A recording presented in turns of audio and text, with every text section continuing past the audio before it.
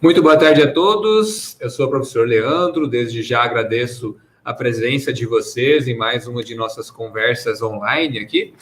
Bom, pessoal, no mês de setembro, então, nós temos a já muito conhecida campanha do Setembro Amarelo, não é mesmo? E nós vamos estar buscando trazer pessoas para conversar com vocês um pouquinho sobre esse tema que é tão importante. Então, na tarde de hoje, nós temos uma convidada muito especial, muito bacana. A Camila, ela vai estar trazendo para nós uma visão muito legal sobre o tema e uma história também sobre esse tema que é tão importante. Camila, fica à vontade, seja muito bem-vinda, a palavra é sua. Obrigada, Leandro. Boa tarde a todos, a todas. Como o Leandro disse, vou estar aqui falando sobre o Setembro Amarelo e escolhi como frase para a gente estar conversando em cima: sua vida é a melhor escolha. Eu já fiz outras falas sobre o Setembro Amarelo em outros anos e muitas vezes eu bati na tecla de falar sobre o suicídio em si, o conceito do suicídio, como ele se apresenta.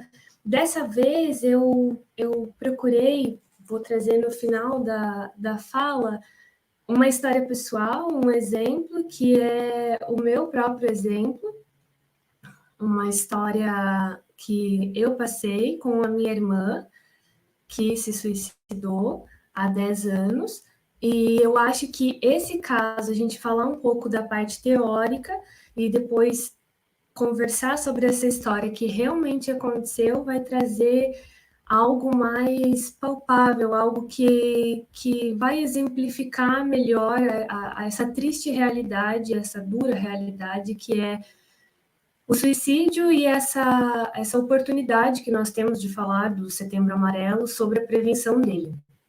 Então, o meu nome é Camila, né, como o Leandro já me apresentou, e a minha formação é Antropologia, Diversidade Cultural da América Latina. Eu sou formada pela UNILA, Universidade de Foz, né, Universidade de Integração Latino-Americana.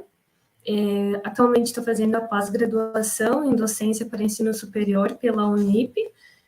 E pode passar, Leandro, por favor. Todos estão me ouvindo bem, será?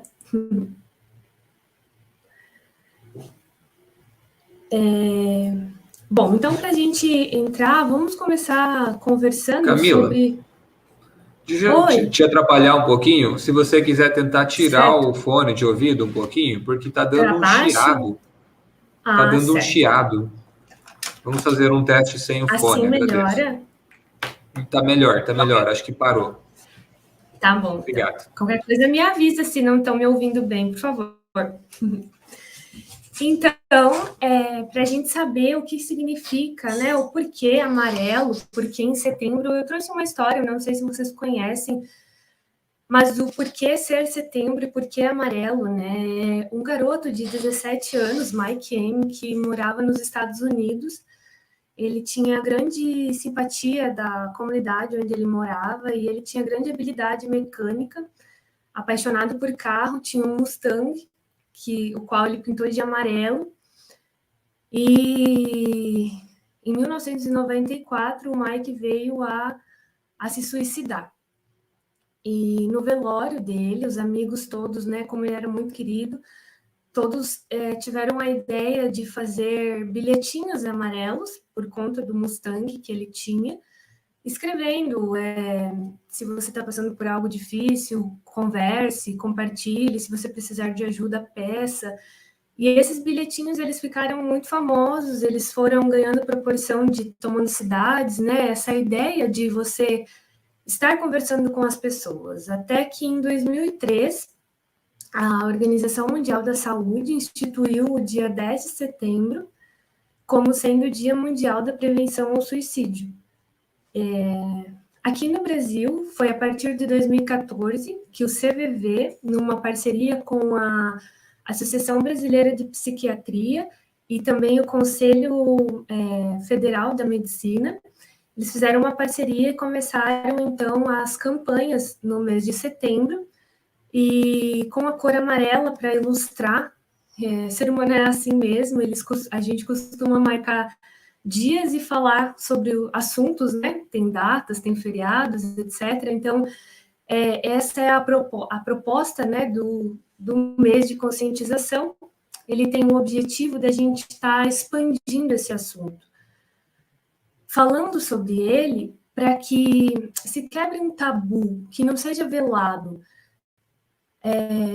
porque ele acontece muito e muito pouco fala. Então, desde agora, para quem é mais jovem, que tem mais acesso a palestras, a essa educação, pode estar pensando, né, ou pensar, mas todo mês de setembro, todo ano, a gente fala sobre isso. É uma cultura que está se instalando da gente poder falar sobre esse tema, é uma oportunidade, como eu disse no começo, para que a gente consiga conversar, para que a gente possa se treinar, entre aspas, né, uns aos outros, para saber abordar esse tema quando, se por acaso ele acontecer conosco, próximo da gente, né, com algum amigo querido, com algum familiar. Quando esse assunto surgir na roda dos amigos, que a gente saiba o que dizer, o que não dizer, como se comportar, como abordar, como acolher a pessoa. Então, esse é o objetivo dessa campanha, é alertar a população que essa realidade existe e também abordar o tema da forma correta, da forma adequada. Pode passar, Leandro. Então, a gente se pergunta, né, o que é o suicídio? Todos devem imaginar, o suicídio ele é o ato de pôr fim à própria vida. A pessoa que comete esse ato, ela tem, entre aspas, a consciência de que vai levar à morte, né? Ela está buscando, entre aspas, também isso, né? Mas o suicídio ele é uma epidemia. No Brasil, cerca de 12 mil pessoas morrem por ano por suicídio. No mundo, cerca de 1 milhão de pessoas morrem por suicídio no ano. Então, eu trouxe esses outros dados ali embaixo, que são 5 de cada 100 pessoas já planejaram o suicídio. 3 de cada 100 pessoas já tentaram o suicídio e uma dessas 100 pessoas precisou de serviço médico, precisou ser hospitalizada. Esses dados acabei pulando no começo, mas são dados que eu trouxe de uma pesquisa que eu fiz no meu TCC, quando eu me formei. Eu fiz o meu TCC sobre esse tema. O título dele é Prevenção do Suicídio, as práticas de recepção, manejo e cuidados para com as pessoas com comportamento suicida no município de Matelândia, que é o município onde eu resido. Então, é no CAPS, né? Eu estive pesquisando junto aos colaboradores, às pessoas que trabalham no CAPS, como que as pessoas chegavam lá, como elas buscavam ajuda, como eram manejadas, né, recepcionadas, acolhidas, etc. Então, alguns desses dados que eu trago aqui, eles são frutos dessa pesquisa.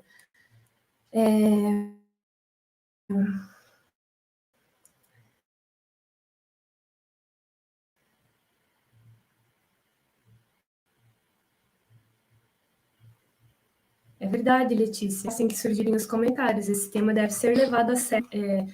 É um assunto que preocupa e que quem tem um exemplo, quem passa por isso, sabe a destruição, né, o poder de destruição que ele causa, assim, seja na dor, seja na estrutura da família, ou até mesmo no círculo de amigos, né? Pode passar, Leandro, por favor.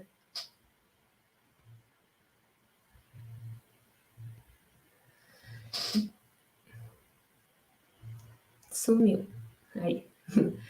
Então, os mitos e verdades, a gente vai já entrar nos mitos e verdades para que dentro de cada item desses a gente consiga trazer uma discussão já aprofundando um pouquinho do tema. Primeiro, o suicídio é uma decisão individual, já que cada um tem direito de exercitar seu livre-arbítrio. Esse é um mito. E é um mito porque 96% das pessoas que têm essas questões suicidas, essa ideação, esse comportamento suicida dentro de si, elas têm algum transtorno psiquiátrico de base. Então, esse transtorno, ele altera a percepção da realidade da pessoa e afeta o livre-arbítrio, né? O livre-arbítrio aí não está utilizado como aquele sentido teológico, mas como uma liberdade, uma espécie de liberdade. A pessoa tem sim a sua liberdade afetada quando ela tem algum transtorno psiquiátrico. O tratamento eficaz desses transtornos, ele é o pilar mais importante da prevenção ao suicídio. Tratando esses transtornos, é que quando o tratamento é feito de forma eficaz, é que esse desejo de se matar pode desaparecer e vai desaparecer, né, mediante um tratamento eficaz. Então, quais são esses transtornos que podem ser, né, que a pessoa pode apresentar? São as depressões, né, todo o grande quadro de depressões, a depressão não tratada, a depressão reincidiva, aquela que volta, né, que a pessoa, de tempos em tempos, tem o quadro depressivo de volta, as depressões com pouca adesão ao tratamento, a pessoa que tem depressão, que foi diagnosticada, que faz o tratamento, mas não leva o tratamento a sério, as pessoas bipolares, né, com o transtorno da bipolaridade, depressão bipolar também, o grande quadro das esquizofrenias, transtorno de ansiedade, entre muitos outros transtornos psiquiátricos. A depressão é uma doença, embora alguns já saibam, né, podem já saber, eu vou estar aprofundando. A depressão é uma doença que causa um acometimento, ele vai diminuindo a projeção de vida que a pessoa tem, né, diminui a projeção, o que ela projeta na vida vai perdendo a vitalidade, as pessoas ficam mais sensíveis, elas têm mais dificuldades de se expressar, então muitas vezes são aquelas pessoas que sentem um mundo de coisas dentro de si e não conseguem se expressar, não conseguem falar sobre aquilo que estão sentindo, só sabem que está tudo muito ruim, que se sentem perdidas, desanimadas, tristes, algumas se sentem enfurecidas, né? A depressão, ela também pode se apresentar, pode ter sintomas que se apresentem com a ira, por exemplo. De uma certa maneira, a diminuição das capacidades vitais como um todo. A ansiedade, a gente também tem os casos de ansiedade que não são tratadas, então a pessoa tem crises de ansiedade, isoladas a princípio, ela às vezes até procura um médico, mas não faz o tratamento, depois acaba tendo uma crise de pânico, por exemplo, não procura o tratamento, não procura melhorar a alimentação, praticar exercícios físicos, não tem um retorno ali às crenças e valores, ela não tem um reforço dos laços familiares, essa pessoa ela pode sim acabar caminhando para essas vias, né? As vias de pensamentos destrutivos, sentindo-se deprimida, ou até a própria ansiedade pode estar distorcendo a visão dela acerca da realidade. Outras pessoas que estão sujeitas, né, dentro desses 96% ainda, que é o que nós estamos tratando aqui, as pessoas que fazem abuso de substâncias, então o alcoolismo, o uso da cocaína, o uso prolongado da maconha, são pessoas que também estão mais sujeitas a terem esses pensamentos, a apresentarem um comportamento suicida, a terem ideações, planejarem, pensarem sobre isso. Então, a gente sabe, né, com esses pequenos exemplos, que tratar a doença de base é fundamental para que planos, né, para que as ideações, né, aquele planejar, aquela ideação, aquela vontade de se matar desapareça. Não adianta, por exemplo, incentivar a pessoa a ser mais religiosa, a ir mais à igreja, se isso não está no conjunto de crenças e valores da pessoa, por exemplo, né? Se a pessoa ela não tem uma proximidade com a igreja ou com isso, quando ela tem uma doença psiquiátrica de base, Então, o que é o ideal que se faça é marcar um psiquiatra, né? Conversar com essa pessoa para ela ir à terapia. É isso que realmente pode ajudar a pessoa, né, a voltar a ter o direito de exercitar o livre-arbítrio, né? Tratando a doença de base. A pessoa que tem esse transtorno psiquiátrico, e hoje eu entendo isso como antes eu não entendia, né?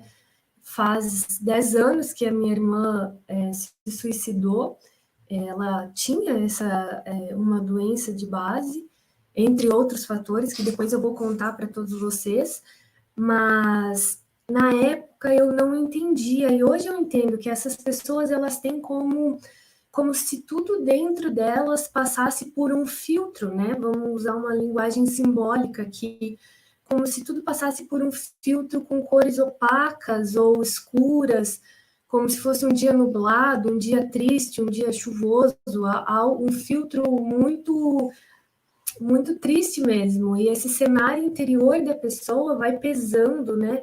Ela não consegue, a visão interior dela mesma começa a ficar distorcida.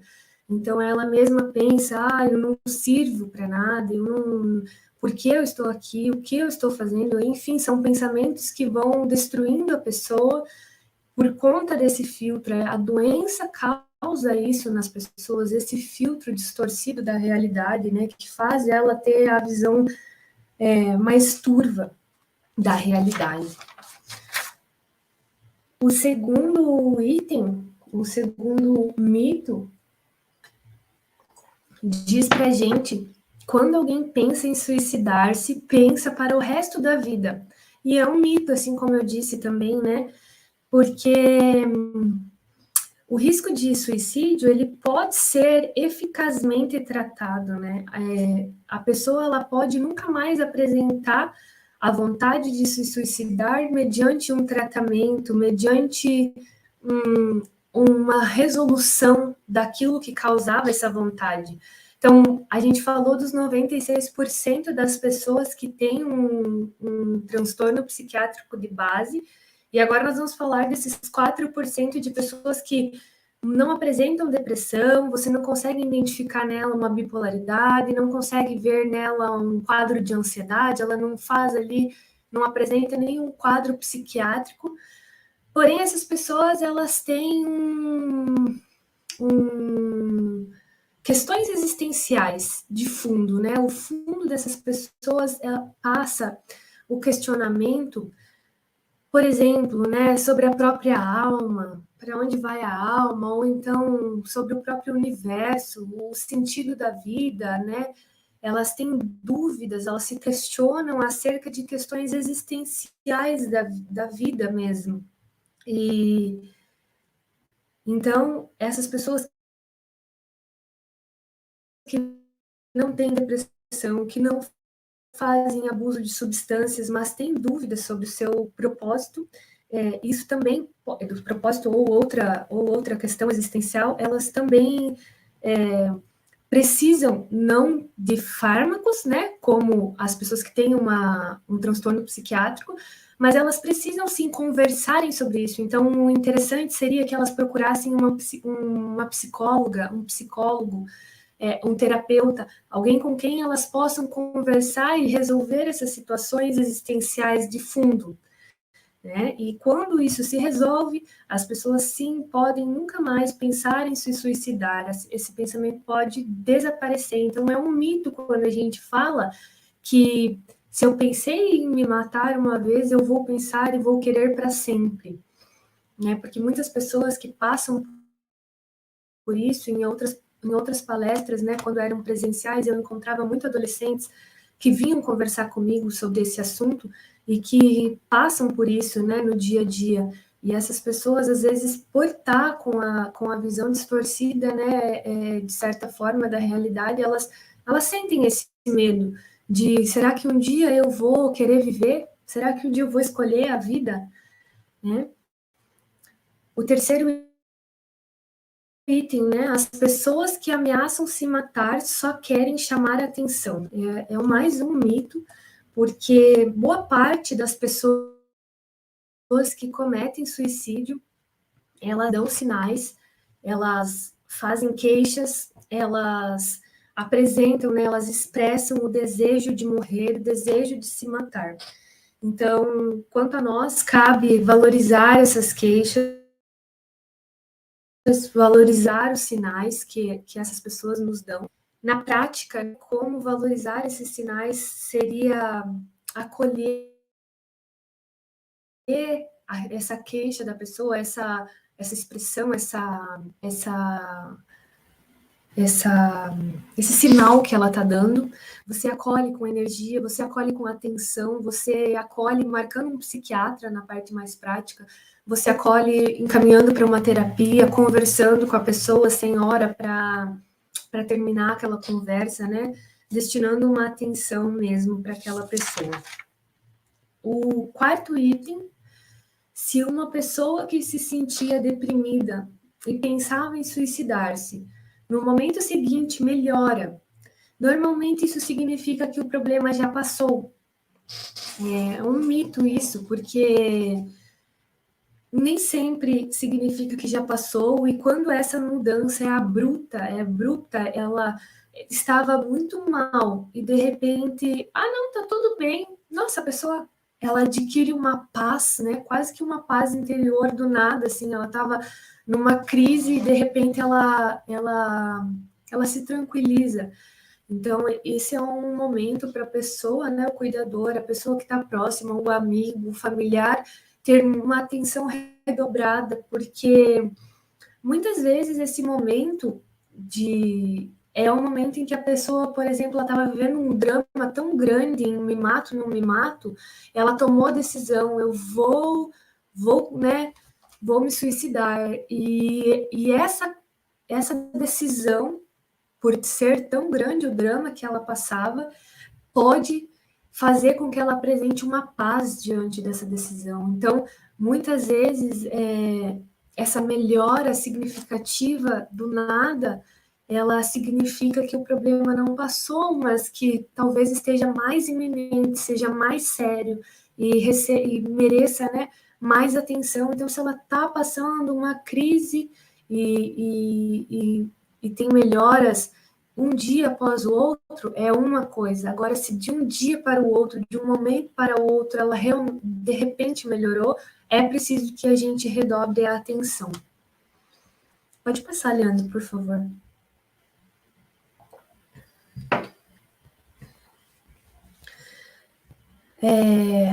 Outro momento, né? Quando o indivíduo mostra sinais de melhora, outro item, ou sobrevive a uma tentativa de suicídio, ela está fora de perigo. É um grande mito, né? Uma grande falácia isso, porque quando a pessoa passa por uma tentativa de suicídio, seja por qual for a via, por exemplo, precisou de ser hospitalizada, ficou lá um determinado tempo no hospital, saiu do hospital, veio para casa. Olha, tá fora de perigo agora. E não, na verdade, não está. Esse momento é um momento também de grande atenção, porque a pessoa ela está muito fragilizada. Muitas vezes ela está sob efeito, né, de um remédio. Ela começou, por exemplo, um tratamento recente, até que esse tratamento tenha efeito, leva um certo tempo. Então, ela pode estar fragilizada por dentro, ela pode estar pensando, por exemplo, ela pode estar frustrada por não ter conseguido, né? Ela pode estar pensando, não, na próxima vez eu vou fazer direito, né? Direito entre aspas. Então, nós não falamos, né, sobre esse assunto com as pessoas porque nós não sabemos, nós não temos um treinamento para falar sobre o suicídio. E conversar ali nesse momento em que ela está voltando, dar uma atenção para ela, quando a pessoa ela tem a vontade de se matar, a atenção redobrada em cima, se ela pensa, né, as maneiras com quais ela pensa, afastar dela, dá uma atenção redobrada mesmo. O próximo item, não devemos falar sobre suicídio, porque isso pode aumentar o risco. E é isso que eu ia dizendo. Então, nós não falamos sobre suicídio porque muitas vezes, não porque nós achamos que vai aumentar o risco, né? Algumas pessoas podem achar, mas muitas vezes a gente não fala porque, vou falar o quê, né? Não sei abordar esse tema, eu não sei falar com a pessoa sobre isso, sobre essa dor que ela está sentindo. Eu nem sou médico, principalmente entre as adolescentes, né? Muitas vezes acabaram de sair da infância, estão passando uma fase nova, um período novo, um momento diferente, né? Onde tudo é muito intenso. Então, vocês podem não conseguirem se acolher, mas tem um ponto dentro disso tudo que qualquer pessoa, seja adolescente, jovem, adulto, idoso, que pode fazer escutar, e a pessoa ela pode falar. Então, é importante que se fale sobre o suicídio, tanto a pessoa que esteja passando por essas questões dentro de si, como as pessoas, por exemplo, eu percebi que um amigo está passando por isso, mas ele ainda não se abriu. É importante também você puxar à frente a conversa, né? Se colocar disponível para a pessoa. De repente, quando ela sente a abertura sua, ela comece a falar. E por que é tão importante falar sobre o suicídio, né? A gente até vê alguns slogans: falar é a melhor saída, falar é a solução. Porque, de fato, quando você fala sobre aquilo que está te doendo, sobre aquele ponto, você faz com que a dor tome uma forma. E quando a dor toma uma forma, é possível que você compartilhe ela com alguém.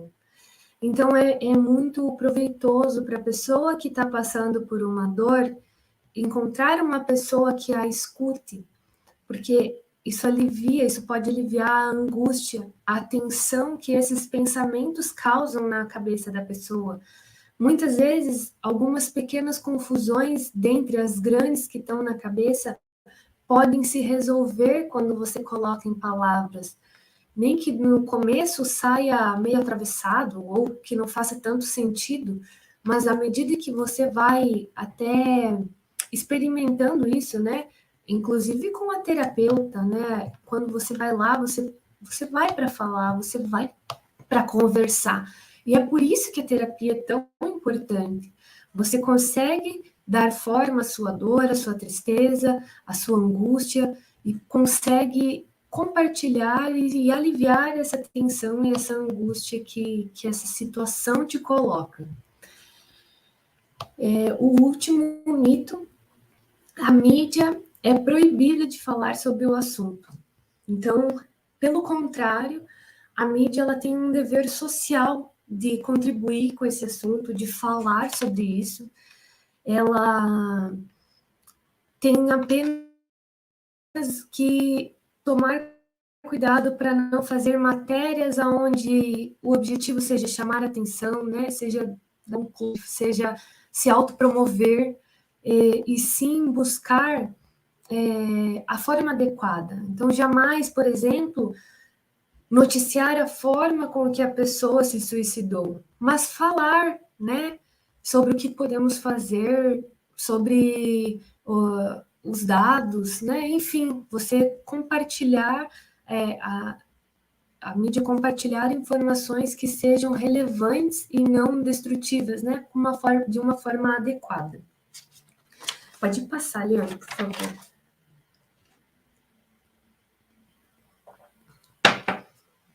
Então, a gente vem para essa pergunta, mas afinal, né, embora a gente já tenha conversado aí dentro desses mitos, o que causa o suicídio? Qual é a causa do suicídio? E a gente chega à questão de que não tem explicações que sejam objetivas. Se matou por causa disso, se matou por causa daquilo. Muitas vezes o suicídio ele é um processo de dor, um processo que alguém passa e acaba colocando fim à própria vida, né? Ele tem muitos fatores. Eles podem ser fatores biológicos, né? A questão das doenças psiquiátricas, dos transtornos psiquiátricos, eles podem ser hereditários, né? Não só os transtornos psiquiátricos, mas, de repente, algumas outras doenças que acometam a pessoa na parte física, por exemplo, e isso pode também estar gerando esses pensamentos de destruição. Podem ter causas psicológicas, né? Por exemplo, as questões existenciais, podem ser de causas socioculturais, né? Por exemplo, uma pessoa, a gente até tem um caso do menino Lucas, salvo engano o nome dele, que se suicidou e foi depois de sofrer muita violência pela internet, né? Pela orientação sexual dele. Então, são muitos fatores, é um conjunto de fatores. Nunca acreditem quando a pessoa coloque um único motivo quando for contar algo nesse sentido. Pode passar, Leandro, por favor. Fatores de risco, né? A gente tem a regra dos Ds: depressão, desamparo, desesperança, drogatização, o desemprego, divórcio. Esses slides são mais para a gente estar explanando o que foi visto ali nos mitos. Pode passar, Leandro, por favor. Dentre os fatores de risco que nós temos são esses, e aí nós temos aqui mais explanados, transtornos mentais que a gente já conversou, a pessoa que tem tentativas anteriores e, né, não faz o tratamento, ela pode ter isso como um fator de risco. A gravidez na adolescência pode ser um fator de risco, a discriminação por orientação sexual, agressões que a pessoa venha a ter passado ou passa, sejam psicológicas ou físicas, né, como, por exemplo, traumas que ela teve na infância, conflitos familiares, um tema bastante recorrente, principalmente na adolescência, porque é difícil para os pais, é difícil para os filhos de administrarem todas as mudanças, toda a intensidade que a adolescência e a juventude trazem. Perda de um ente querido, né? O luto pode sim ser um fator de risco para contribuir com esses pensamentos destrutivos. Doenças crônicas, doenças que causam muita dor ou que deixam a pessoa incapacitada. E aí nós temos alguns fatores de proteção. Os fatores de proteção, elas vão desde os mais básicos, aqueles que não são segredo para ninguém, né? Como, por exemplo, praticar atividades físicas. Todos nós sabemos que praticar exercícios físicos nos fazem bem. Seja você uma pessoa que apresenta comportamento suicida, que tenha um transtorno psiquiátrico, ou não. A prática de exercícios físicos é benéfica, né? Para qualquer pessoa. É importante que a gente se movimente. Principalmente hoje, né, nesse mundo onde, no atual contexto social, onde a gente não tem, por exemplo, muito trabalho braçal, geralmente os trabalhos, as atividades das pessoas não exigem, não requerem um esforço físico como já foi em outros tempos. Então, é por isso que hoje a gente vê tanta academia, no tempo da avó não tinha, né? Então, que seja proveitoso para que pratiquem as atividades físicas, melhorem a alimentação, né? Quanto menos fast food, né? Ou quanto mais comida natural, comida de verdade se come, melhor é o desempenho cognitivo, o comportamento muda também através de uma boa alimentação. A pessoa ela está buscando a saúde através disso e tem um retorno. Laços afetivos fortes, né? Então, o reforço de laços familiares, amigos, qualquer que seja a comunidade para que a pessoa pertença, né? Quando ela volta a frequentar ambientes que antes ela estava isolada, por exemplo, não frequentava mesmo ambientes que a família frequenta, né? Por exemplo, no quarto, trancado. Então, quando ela começa a ter esse retorno e começa a fazer com que os laços afetivos fiquem mais fortes, isso pode ser um fator de proteção a esses pensamentos, essa ação. A religiosidade ou a espiritualidade, para quem tem isso no campo de crenças e valores, pode sim proteger. O suporte familiar ou ter uma rede de apoio, né, de amigos para conversar junto com profissionais de saúde, por exemplo. Ter um propósito, um sentido na vida, né, algo que a pessoa goste muito, né, se dedique a uma atividade profissional, até que seja, isso pode proteger também. E capacidade de pedir e aceitar ajuda, pessoas flexíveis quando erram, por exemplo, né, elas sabem que todos erram, que ela não é a única que está errando, e quando ela tem a humildade de pedir ajuda, né, quando ela consegue fazer isso. Então, essas pessoas, essa capacidade das pessoas de se dar, de se entregar, de conversar, de pedir quando precisam também. O que a gente pode fazer para estar protegendo, para estar ajudando essas pessoas? Qual é a abordagem se eu tenho algum amigo que está passando por isso, né? Então, primeiro, o diálogo. Se tem uma desconfiança com a pessoa, como eu falei antes, que ela esteja passando por isso, ter uma conversa com empatia, com respeito sobre a outra pessoa e não sobre você. Ai, mas no meu caso, olha só, eu faço assim, eu faço assado. Não é sobre você, é sobre o outro.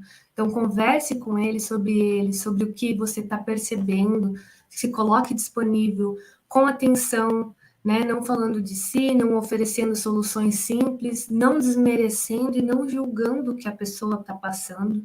Ah, mas esse problema é tão pequeno. Ah, ergue sua cabeça, né? Não julgue. Se está doendo na pessoa, é a dor da pessoa. Tenha atenção, tenha o cuidado, tenha empatia, tenha compaixão, né? Se coloque no lugar. Pode passar, Leandro, por favor.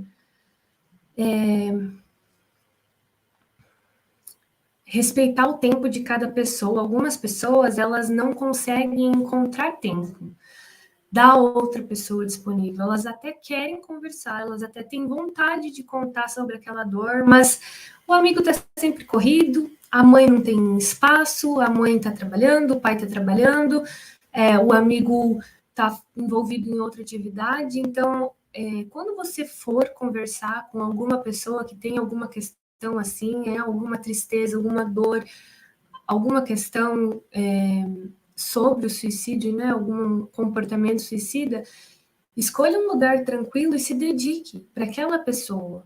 Esteja disponível para ela pelo tempo que ela precisar. Né? Escute muito mais do que você fale. Muitas vezes a pessoa ela não precisa de um conselho maravilhoso, ela só precisa de um ouvido. Ela precisa, né, fazer aquela coisa que eu estava falando antes, fazer com que a dor tome forma. Estar disponível. Pode passar, Leandro. A gente tem uma sigla que é a ROC. Então, é um macete, né? Eu achei interessante para trazer, sempre trago. Reparar no risco, né? Se você está observando, se você está atento àquela pessoa, você repara no risco. Ela dá sinais, ela faz as queixas. Esteja atento para o risco. Então, depois que você reparar no risco, ouça com atenção. E, por último, conduza a um profissional de saúde mental, seja a psicóloga, seja o psiquiatra. Insista com a pessoa para que essa pessoa vá até um profissional de saúde mental. Pode passar. Eu trouxe alguns telefones e algumas siglas, né? Então, o que fazer se alguma pessoa está com uma emergência, né? Com isso, porque a pessoa pode chegar e desabafar e falar: olha, eu decidi que eu vou me suicidar hoje, e nada vai me fazer mudar de ideia, né? E você corre para onde? Você faz o quê? Então, sempre procure o posto de saúde. Se a pessoa, caso ela não tenha rede de apoio com tratamento já de psiquiatra e psicoterapeuta, né? Com uma psicóloga. Você pode também estar entrando em contato com o CAPS ou com o SAMU, se for já uma tentativa, né? Por exemplo, hospitais.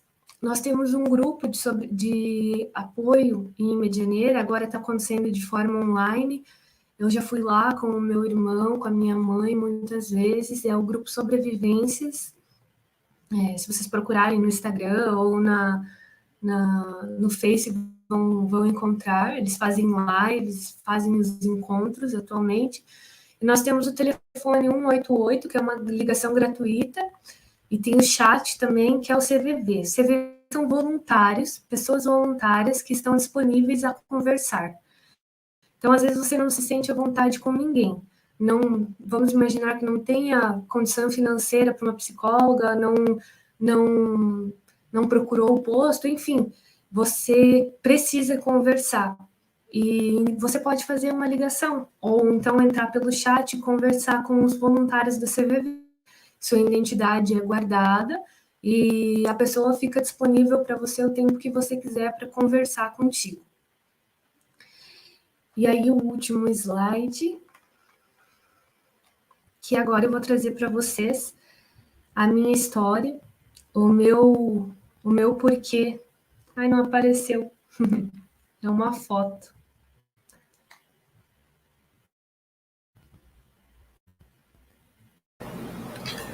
Camila, o último slide não tá.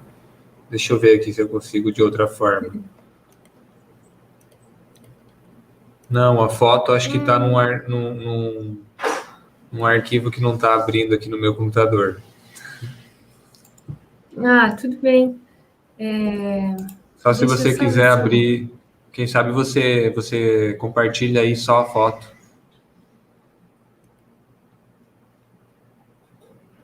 Acho que eu não vou tentar te mandar. Ah, pode ser.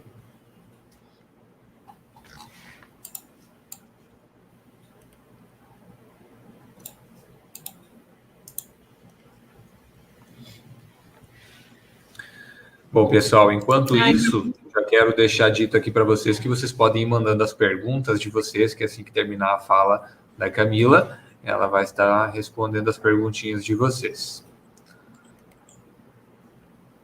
Você conseguiu me mandar, Camila? É uma foto. Eu não consegui. Deixa eu tirar um print, só para ilustrar mesmo. Tudo Mas bem. se não der, não tem problema, Leandro. Então, eu vou compartilhar aí a minha história, né? Eu já vou conversando aqui enquanto você tenta compartilhar, e se não der, não tem problema mesmo. Tudo bem. Eu tenho 30 anos, né? Não contei no início da apresentação, eu tenho 30 anos. Atualmente, eu sou mãe de 2 filhos, tenho a Antonella e o Vicente. E eu sou gaúcha, não sei se deu para às vezes não tá. Então, eu vim do Rio Grande do Sul quando eu tinha 12 anos, viemos morar para Matelândia aqui, com meu pai, com a minha mãe, com a minha irmã Patrícia, com o meu irmão Lourenço. E já quando minha mãe estava grávida, ela teve uma depressão fortíssima. Há 30 anos atrás, muito bem elaborado um diagnóstico sobre isso. Se hoje em dia é tabu falar sobre depressão, muitos julgam a depressão como frescura, que dirá 30 anos atrás. Então, ela sofreu muito até conseguir o diagnóstico, pensou muito em suicidar-se, não se suicidou porque estava grávida de mim, conseguiu o tratamento e ficou bons anos com aquele tratamento, a depressão não voltou. Então, nós viemos para o Paraná e a minha irmã mais velha, na época, engravidou. Logo que nós viemos, então, a gente vai ir colocando e elencando aquela questão que eu disse de muitos fatores dentro do processo que né, que a pessoa que se suicida passa. Então, ela tinha 18 anos quando engravidou. Era jovem, né? Não era mais adolescente, mas ainda era jovem, bastante jovem. E a gente viu ali que é um fator de risco, a gravidez na adolescência. Eu, quando fiquei adolescente, né? Eu já vim na pré-adolescência e depois fui crescendo aqui. Era uma cidade totalmente diferente. Eu morava numa cidade menor que Matelândia, então era uma cidade muito pequena. E eu sempre tive uma grande afeição pela turminha que não era tão legal do colégio, né? A companhia não tão legal mesmo, assim. Eu tinha uma admiração pela pessoa que que não gostava de estudar, que levava tudo na brincadeira ou coisa assim. Então, eu tinha necessidade muito grande de me mostrar, de ser vista, de pertencer a um grupo. Eu queria, né? Eu acho que boa parte dos adolescentes, pelo menos na minha época, eu já não sou, faz bastante tempo que eu passei, mas a gente queria se destacar. O adolescente tem isso, ele tem essa vontade, essa necessidade de se destacar por alguma coisa. Então, eu achava muito descolado usar drogas, e eu achava, então, fumar maconha, assim, o máximo, e eu acabei me envolvendo com isso. E acabei envolvendo também a minha irmã, na época. Minha irmã, aí tá a foto. Eu, meu irmão e minha irmã. Essa foto faz 11 anos. Então,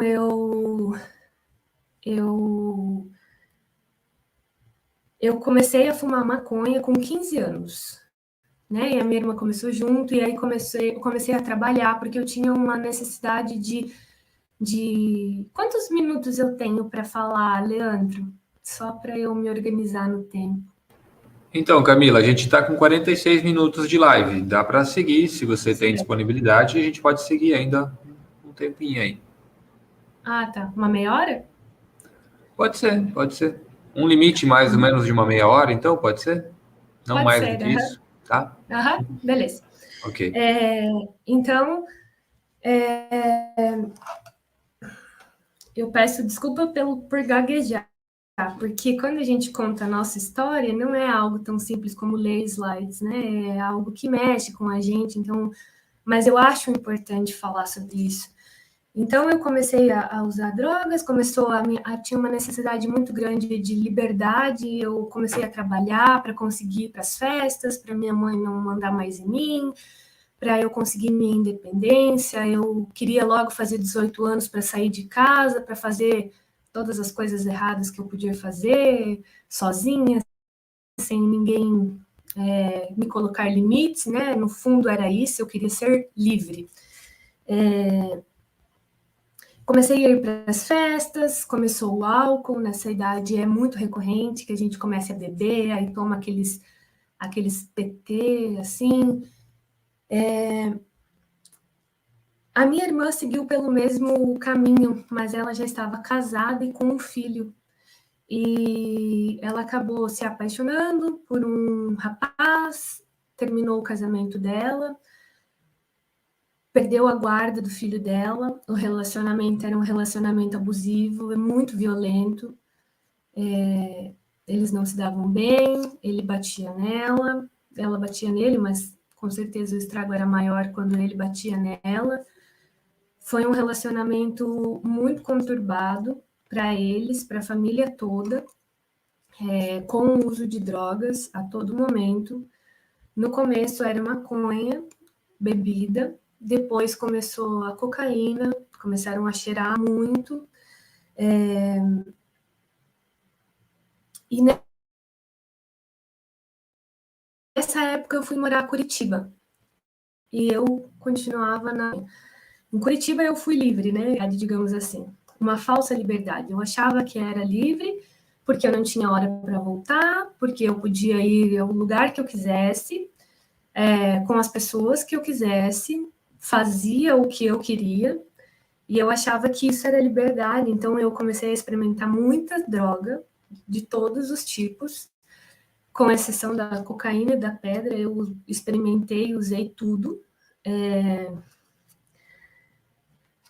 Muita festa, e então minha irmã começou a apresentar casos de depressão, porque ela tinha já a genética da família, e ela tinha essa tensão de não ter a guarda do filho, etc. E então nessas separações do relacionamento que ela tinha, ela resolveu se separar definitivo e foi morar comigo em Curitiba. Mas nessa época ela já estava abusando muito da cocaína, então ela cheirava muito, e eu na época não sabia, não tinha consciência, né, sobre isso, sobre essa droga. Eu era mais da good vibes, eu era mais de fumar, de ficar sossegada, e outras drogas que eram mais lisérgicas, até que o rapaz com que ela era envolvida foi morto. Ela começou a passar por um momento muito profundo de luto, e em questão de 1 mês ela se suicidou. Ela veio para Matelândia novamente, se suicidou. Ela se suicidou no dia do meu aniversário de 20 anos. E as pessoas podem pensar que se suicidou e acabou a história. Mas essa história não acabou, ela apenas culminou ali, e disso veio um outro enredo, digamos assim, porque ficamos, né, os sobreviventes que não se foram. Então ficamos ficamos a minha mãe, ficou o meu pai, ficou o meu irmão, ficou o filho dela. Nós ficamos, e ninguém sabe lidar muito bem com isso. Então, eu tinha esse meu histórico de uso de drogas, eu segui. Meu irmão entrou nessa também, com 13 anos, e a gente não via isso como um ponto de risco, né? Nós não tínhamos consciência de que a depressão tinha um fator genético da família, por exemplo. E então, meu irmão também entrou na cocaína, também começou a abusar, e eu tive um ponto, né? Entrei na faculdade, ainda fazendo uso, e teve um ponto em que eu tive a minha conversão. Então, o meu ponto de mudança foi a partir da minha conversão. Como eu falei antes, é um fator de proteção para quem tem isso como no universo das crenças. Eu fui católica, fui criada assim, e isso fazia algum sentido para mim. E a partir de um arcanjo, né, de um anjo, São Miguel Arcanjo, foi com uma experiência com ele que eu me converti, voltei à igreja. E o que é que eu percebi na conversão? Eu percebi que eu queria largar as drogas e fazer diferente, porque aquele fim ali não estava mais dando para mim. Eu já tinha nessa época alguns sintomas depressivos e eu não levava em consideração, mas era óbvio que eu teria, porque a minha mãe teve, a minha irmã teve, o meu irmão tem. É algo genético, hereditário. Era algo para eu ter atenção. Então, que eu não, mesmo fazendo meu TCC sobre esse assunto, mesmo conversando com pessoas sobre esse assunto, mesmo tendo investigado todo o caso da minha irmã, de ter passado por ele, mesmo assim, eu ainda não dava a atenção devida à depressão como deveria. E depois desse ponto que eu resolvi mudar, que eu resolvi largar, eu estou 6 anos limpa, eu não uso mais, eu bebo socialmente, mas eu não uso mais nenhum tipo de droga, que antes ajudava a turvar a minha visão da realidade. Eu, desde então, me casei, tive os filhos, como eu falei, terminei a faculdade, estou terminando a minha pós-graduação. E recentemente, depois dos meus partos, foi que eu percebi com mais clareza que eu precisava de ajuda profissional na questão da minha saúde mental. Então, foi quando eu busquei psiquiatra, foi quando eu busquei psicóloga. E por que eu estou contando assim isso para vocês, né? Porque às vezes pode ter alguém me ouvindo ou conhecer alguém, né, que seja próximo de você, que não dê a atenção devida a isso. E eu digo assim, hoje eu faço tratamento para depressão, eu tenho depressão bipolar, e com o tratamento eu percebo e me pergunto, né, por que eu esperei tanto tempo para tratar? Por que eu fiquei me colocando tanto tempo em sofrimento por conta de um preconceito com remédios, com medicamentos. Depois que eu soube como o medicamento age na cabeça da pessoa, né, que ele ajuda a gente a captar os hormônios com mais... a fazer a cabeça funcionar melhor, foi que eu percebi que eu precisava compartilhar essa história para que vocês pensem, né? Para quem vive algo relacionado a isso, eu sei que isso é muito presente para os adolescentes, que as pessoas saibam que esse sofrimento pode ser tratado, pode ser parado, né? Pode ser estancado através da terapia, através da psiquiatria, do remédio. Se você, né, tem um horizonte de crenças, a religião, ela pode ajudar. Eu tenho família hoje, e eu tinha antes, mas hoje eu tenho a minha família. Então, como o que eu quero demonstrar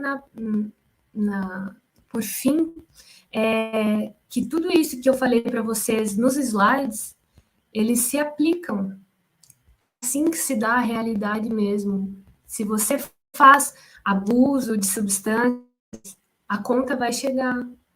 Se você tem uma depressão que você não trata, a conta vai chegar.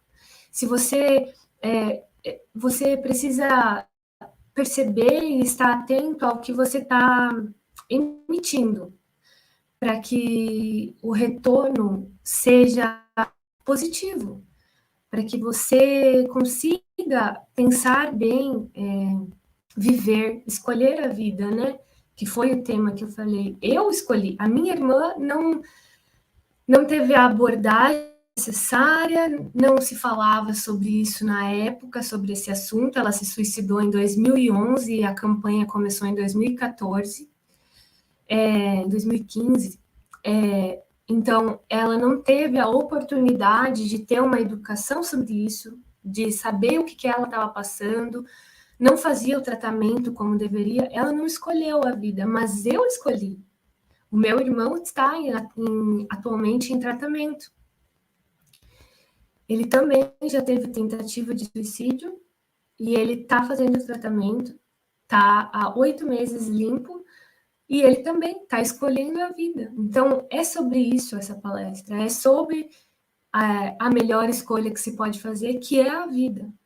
Sempre. As pessoas que escolhem viver não vão escolher, não vão se arrepender.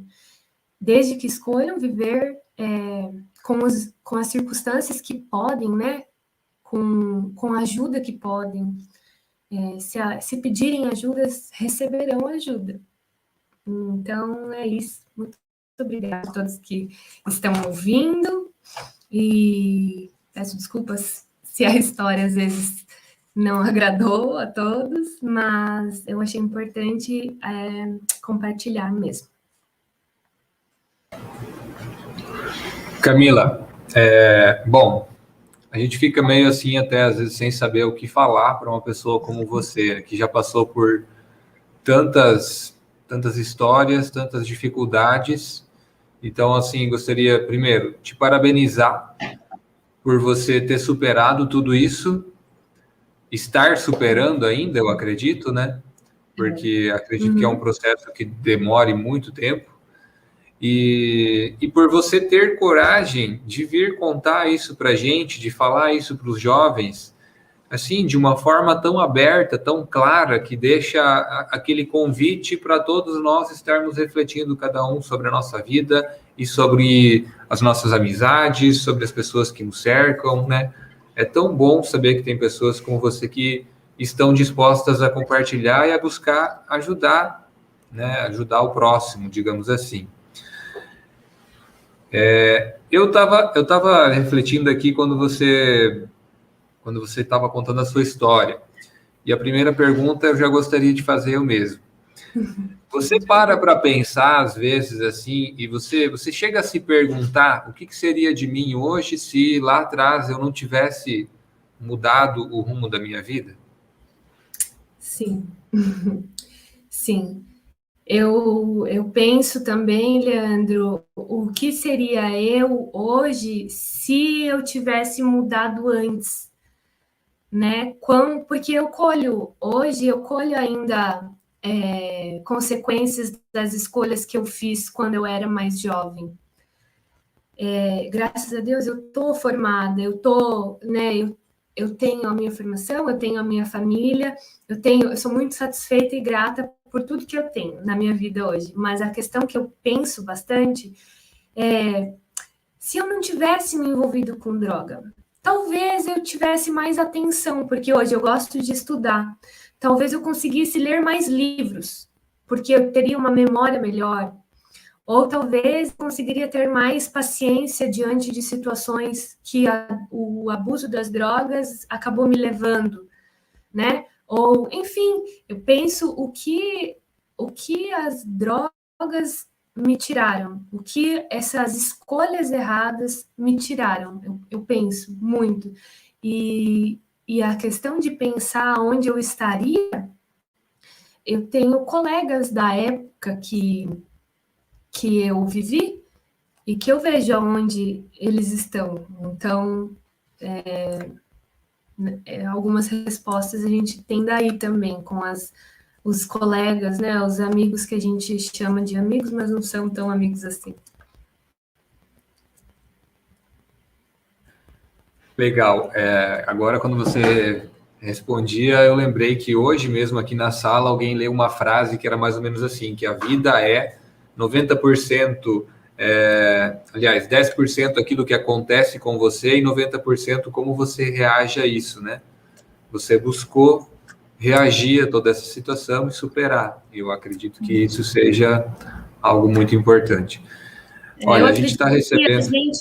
Eu acredito que a gente é uma junção do que a gente escolhe e do que nos acontece, né?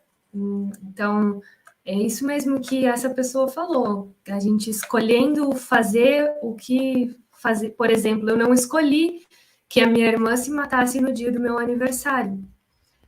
Isso me aconteceu, né? Mas eu escolhi reagir, né? Por exemplo, à morte da minha irmã com o meu TCC. Né? Dentre outras coisas, com a mudança da minha própria vida, né? Mas fui eu que escolhi fazer diferente. Eu podia ter escolhido diferente também, né? Vamos para algumas perguntas, então, Camila. Eu vou jogar algumas delas na tela aqui. Aí você, se tiver alguma que você também não queira responder, que eu acho que não faz sentido, a gente pula para a próxima. Certo. A Vanide, ela pergunta assim: você acha que a tentativa de tratamento sem remédios é válida? Vanide, é o seguinte: a gente precisa saber o que você está querendo tratar sem remédios. Como eu disse, se você quer tratar uma questão existencial, por exemplo, você não tem um sentido da vida, mas ou enfim, sobre a própria alma, o próprio universo, alguma coisa existencial, você consegue tratar sem fármacos, sem remédios, com a ajuda de uma terapeuta. Mas o interessante, o ideal, né, o que eu aconselho, se é que posso dizer assim, é que procure uma psicóloga, um psiquiatra e coloque as cartas na mesa para você saber o que você está buscando tratar. Porque muitas pessoas, por exemplo, podem estar sem sentido para a vida, mas isso pode decorrer da depressão e não ser só uma questão existencial. E se o caso for de depressão, não consegue tratar. É a mesma coisa que você querer tratar um corte que está infeccionando sem remédios. Você não vai conseguir, vai infeccionar, vai abrir uma ferida. É a mesma coisa que você querer tratar uma doença do coração sem remédios, só rezando. Não vai dar. Não vai. Pode acontecer um milagre, mas é muito improvável. Você precisa do medicamento. Não adianta querer... Enfim, a depressão, ela não é um estado de humor, por exemplo. A ansiedade não é uma maneira que eu acordei hoje. É um transtorno psiquiátrico. é algo orgânico dentro da cabeça da pessoa que reflete no corpo. Então, essa doença, o preconceito que eu tinha com o medicamento, ele se acabou quando eu comecei a refletir sobre isso. Muito bem, obrigado, Camila. Agora uma pergunta do Isaac, gostaria da sua opinião. Será que as próximas gerações irão lidar com mais facilidade com essas questões emocionais? E também com a questão da depressão, ansiedade e tudo mais? Eu acho que, Isaac, eu acho que o termo que a gente pode usar não é facilidade. Eu acho que as pessoas terão maior aceitação desses temas. Eles mais eles vão ficar mais recorrentes. A gente vai falar mais sobre eles e quando vai chegar um tempo em que a gente vai dizer eu tenho depressão, soar como você dizer eu tenho diabetes. Ah, você tem depressão? Ah, você tem diabetes? Porque, por exemplo, quando alguém chega e fala, foi no médico, fez uma rotina de exames lá e descobriu que é diabético. Você chega para a pessoa, fala assim, ah, eu estou diabético, eu sou diabético. E a pessoa te responde assim, nossa, mas você tem que se ajudar mais. Tem que se ajudar mais. Claro, existe para diabetes a questão da alimentação, onde a pessoa vai conseguir se ajudar, assim como nos outros transtornos. Mas sem um medicamento para o tratamento, não dá. Então, as pessoas vão entender melhor sobre isso. Né? Eu acredito que com essas falas, no mês, ainda que seja só no mês de setembro, as pessoas vão crescer sem ver a depressão ou a ansiedade ou o suicídio como esse bicho de sete cabeças. A gente já vai talvez ter mais empatia. Eu sou otimista para o futuro, eu acredito que sim, que as pessoas vão ter mais aceitação em tratar desses temas, vão ter mais profissionais que vão tratar desses temas também, mas não vão ser fáceis. Esses assuntos nunca serão fáceis. Eles envolvem muita tristeza, muita dor, muito sentimento. Eles são assuntos, como a Letícia falou lá no começo, eles têm que ser levados com seriedade, do começo ao fim, né? O tratamento, o assunto todo tem que ser tratado com seriedade e para a gente conseguir chegar lá em poder conversar mais sobre isso. Muito bem, uma pergunta do João agora. O que você acha das redes sociais? Elas são um dos principais motivos de depressão, etc? João, como eu falei, né? Eu acho que não é um motivo da depressão, mas a pessoa depressiva, por exemplo, né, que utiliza muito a rede social, aquilo ali pode ser muito danoso para ela. Ela pode ter um vício nas redes sociais, por exemplo, né, na internet, no computador, e esse vício como um vício de drogas, né? Ele pode danar a pessoa no sentido muita exposição a telas deixa a pessoa impaciente, deixa a pessoa com atenção reduzida, deixa a pessoa. Então, se a pessoa já tem uma predisposição a ter algum transtorno psiquiátrico, as telas se influenciar negativamente. Eu não acho que elas sejam o motivo, mas elas podem influenciar. Acredito ainda que como outra parte da moeda, né, o outro lado, à medida que você usa com mais consciência, porque há muitas boas maneiras, muitas boas coisas que você pode fazer com a internet. Então, você saber usar as redes sociais e não ser usado pelas redes sociais. Acho que isso pode contribuir muito positivamente para tratar a pessoa que já tem um transtorno e evitar que o transtorno que surja um transtorno de ansiedade, porque qualquer pessoa que fique muito tempo na tela, ela vai ter uma desconexão da realidade, porque ela fica muito tempo no digital e ela pode se... os gamers, né, ficam muito tempo vidrado lá no Free Fire, ou, sei lá, em outros jogos, e passam 12 horas, 10 horas, e a hora que for conversar com um amigo, às vezes não consegue estar conectado com o que está acontecendo ali, porque ficou muito tempo naquele universo paralelo. Muito bem, agora tem duas perguntas aqui que meio que se complementam. O Matheus, ele pergunta o que fazer quando um colega está passando por um momento difícil e não quer ajuda. E a Júlia, ela diz o seguinte, algumas pessoas que sofrem com depressão, ansiedade, muitas vezes não têm o devido apoio em casa. Como consequência, não sabem como lidar com isso, nem como pedir ajuda.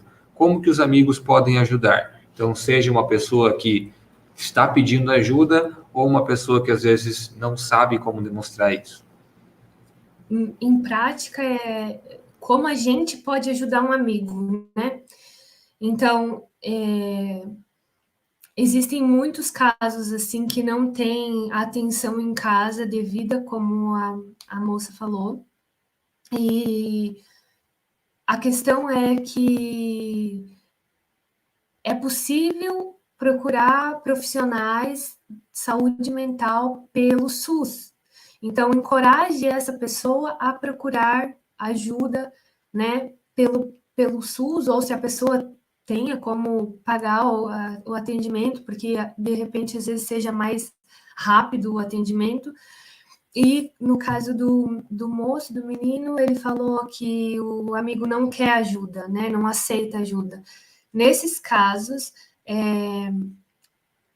o interessante é que a gente se coloque disponível. Às vezes a pessoa ela não tem a confiança necessária para se abrir, né, para aceitar ajuda.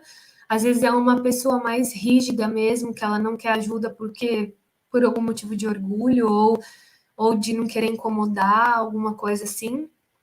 Então é interessante você chegar para essa pessoa e falar: olha, eu sou seu amigo, eu quero te ajudar, eu estou percebendo que você não está legal, que você não está passando por um momento legal, e eu só quero deixar claro que qualquer, qualquer assunto que você queira compartilhar comigo, eu estou aqui. Se você quiser qualquer tipo de ajuda, sugira a pessoa ir ao posto de saúde, um psicólogo, marcar um psiquiatra, conversar comigo. O que você precisar de ajuda, eu estou aqui, eu quero que você utilize a minha ajuda, porque eu quero te ajudar. Eu estou disposto a te ajudar. Abrir o jogo com a pessoa e se colocar disponível. Se colocar disponível é fazer isso. Você ser sincero com a pessoa. Você está se preocupando. Você dizer, olha, não tá legal, tô vendo que você não está bem, eu sou seu amigo, eu quero te ajudar. Né? Você se coloca disponível. E no outro caso, você vai se colocar disponível dessa maneira, mas indo até o posto de saúde, vocês mesmos, porque podem ir até o posto, marcar o psiquiatra, marcar o psicólogo, conversar com as agentes de saúde. Eu não sei muito bem se em Medianeira funciona igual a Matelândia, mas eu acredito que sim, que tem as agentes de saúde, né? E se vocês forem até um posto, a unidade básica de saúde, vão conseguir encontrar acolhimento. Conversem, sejam claros, né? Falem sobre o assunto. Não precisa chegar lá e falar, tem um segredo aqui, que é um mistério. Não faça mistério. Tenho uma amiga que está sofrendo, está sem apoio dos pais em casa, mas ela precisa de ajuda. Explica a situação, que com certeza vão receber essa ajuda. Ótimo, Camila. Para finalizar, tem uma última pergunta aqui que eu queria jogar na tela, é do Cauã. Você acha que palestras escolares ajudam na prevenção?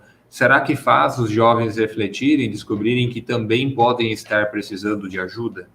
Seria, no caso, palestras como essa de hoje, né? Eu acho que ajudam na prevenção, porque incentivam as pessoas a falarem, a conversarem, e principalmente porque elas percebem que não são únicas a passar por isso. Então, principalmente com a história que eu trouxe, a minha irmã não foi a única. Como eu disse para você, cerca de 12 mil pessoas aqui no Brasil fazem isso. Com certeza vocês já ouviram falar de alguém até que tenha comportamento suicida, que se mutile, por exemplo, e você falando sobre esse tema de forma adequada, você consegue acolher. Esse é o objetivo principal do Setembro Amarelo, né? Você levar a informação, porque a informação e o conhecimento é uma forma de fazer a proteção. Eu acredito que sim, que ajude na prevenção, sim. Se eu pudesse dar a minha opinião também sobre essa pergunta, eu acho assim que quanto mais a gente fala sobre algo, mais a gente joga isso por meio das conversas, mais a gente vai dialogando sobre isso, maior vai sendo o nosso impacto positivo, né? Porque às vezes as pessoas elas não sabem como agir porque elas não conversam sobre. Então, palestras como essa de hoje, a fala da Camila hoje, faz com que as pessoas reflitam, sim, e talvez resolvam procurar ajuda, né? Camila, queria lhe agradecer de coração por ter topado participar aqui conosco, tá? Por ter se disponibilizado, tirado esse tempinho para conversar com a gente. Quero agradecer também a todos os jovens que estiveram participando, mandaram várias mensagens aqui. Depois eu vou estar lendo com mais calma no chat aqui. Eu fiz uma pergunta durante a live, que era sobre como que os jovens buscavam agir perante aos amigos que estavam com dificuldades, né? E eu vi que a maioria aqui falando mensagens bem bacanas sobre tentar ajudar, tentar estar próximo, ser disponível para conversar, para dialogar com os amigos, né? Então, isso é muito bacana, parabéns para todos vocês que agem dessa forma. Camila, muito obrigado pela sua participação. Obrigada eu, Leandro. Eu agradeço e agradeço a todos que me ouviram, quem interagiu também, muito obrigada. Muito bem, então encerramos a nossa palestra de hoje, pessoal. Obrigado pela participação de todos e até a próxima. Até.